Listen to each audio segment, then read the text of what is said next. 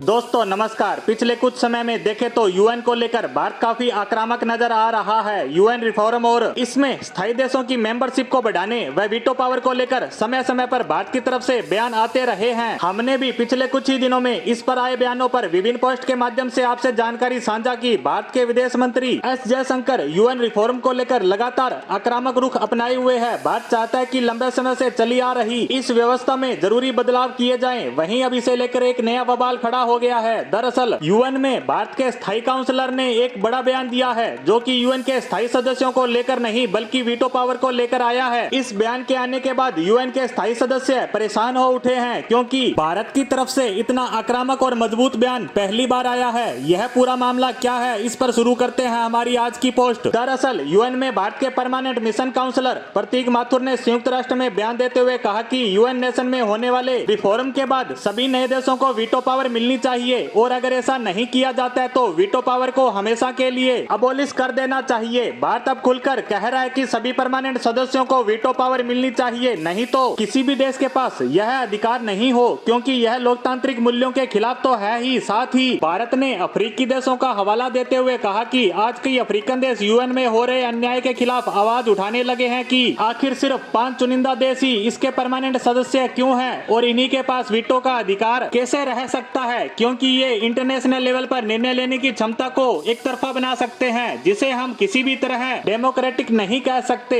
और अगर इतना बड़ा संगठन ही लोकतांत्रिक मूल्यों का पालन ही नहीं करता तो इसके बने रहने का कोई मतलब नहीं। इससे जो भी फैसले लिए जाते हैं वह चुनिंदा देशों के पक्ष के ही होते हैं और अगर पक्ष के ना भी हो तो वह देश इस पर वीटो कर देता है। इसी के साथ भारत ने कहा कि ये देश वीटो पावर का इस्तेमाल अपने राजनीतिक हितों को ध्यान में रखकर करते हैं, इस कारण यहाँ नैतिक मूल्यों की कोई जगह नहीं। इसी का नतीजा है कि आज यूएन बड़ी वैश्विक चुनौतियों पर किसी भी तरह का निर्णय लेने में असफल ही रहा है। यह चाहे कोरोना को लेकर हो, आर्मेनिया अजरबैजान रूस यूक्रेन युद्ध को लेकर या ग्लोबल वार्मिंग के मुद्दे पर यूएन असहाय खड़ा नजर आता है। इसी कारण आज यूएन से सभी का भरोसा उठता जा रहा है। भारत के इस बयान पर सहमति देते हुए यूएन के प्रमुख एंटोनियो गुटेरेस ने कहा कि आज विश्व के ज्यादातर देश यूएन में परिवर्तन देखना चाहते हैं। इससे यह बात तो क्लियर हो जाती है कि यूएन तो इसमें बदलाव चाहता है लेकिन परमानेंट सदस्य इसके खिलाफ हैं, क्योंकि इससे इनकी ताकत में कमी आएगी। देखा जाए तो अब दुनिया में काफी बदलाव आ गया है। आज Bharat, Brazil, Japan, Germany, south Africa जैसे देश विकास की गति पर अग्रसर हैं। ऐसे में चुनिंदा देशों के पास वीटो का अधिकार कोई मायने नहीं रखता। यही कारण है कि भारत पिछले कुछ समय से लगातार इस मुद्दे को लेकर आक्रामक बयान दे रहा है, क्योंकि कहा जा रहा है कि यूएन के अस्थायी सदस्यों की संख्या में तो 10 से लेकर 20 तक बढ़ोतरी हो सकती है। साथ ही इसके नए स्थायी सदस्य देशों को वीटो का अधिकार नहीं होगा। इसी को लेकर यूएन में भारत के काउंसलर का हालिया बयान आया है। यूएन रिफॉर्म को लेकर जो भी कदम उठाए जाते हैं उस पर हमारी नजर आगे भी बनी रहेगी। इसी के साथ हमारी आज की पोस्ट को